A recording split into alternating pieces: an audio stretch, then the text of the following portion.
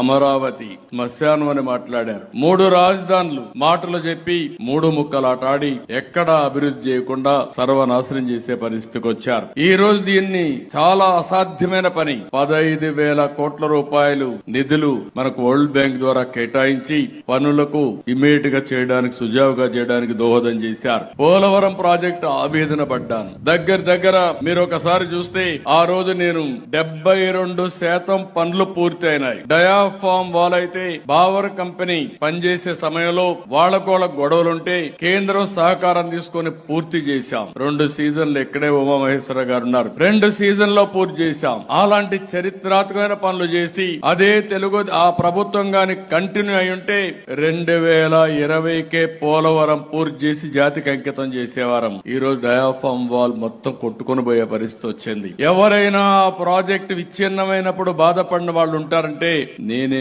మొదటి వ్యక్తిని. ఎందుకంటే దాంతో నేను చాలా అసోసియేట్ అయ్యాను. ప్రతి వారం సోమవారాన్ని పోలవరం చేసుకున్నాను. నెలకొక్కసారి పోలవరం వెళ్లాను. పండగల పూట కూడా కన్సర్న్ మినిస్టర్ కలిసి ఎట్టి పరిస్థితిలో పూర్తి చేయాలని ఒత్తిడి తీసుకొచ్చారు. అలాంటి ప్రాజెక్టు ఆంధ్రప్రదేశ్ కి జీవనాడి. అలాంటి జీవనాడిని సర్వనాశనం చేసే పరిస్థితులు చాలా బాధపడ్డాం. దానికి కూడా మీరు చూస్తే కేంద్రం పూర్తిగా ముందుకొచ్చి 12,150 కోట్ల రూపాయలు నిధులు కేటాయించి ప్రాజెక్ట్ ని సుజావుగా ముందుకు తీసుకుపోవడానికి దోహదం చేశారు. ఇవన్నీ కూడా మొదటి 3-4 నెలల్లో జరిగాయంటే అది ఎన్డీఏ పట్టుదల, కమిట్మెంట్ అని చెప్పి మరొకసారి మీ అందరికీ తెలియజేస్తున్నా.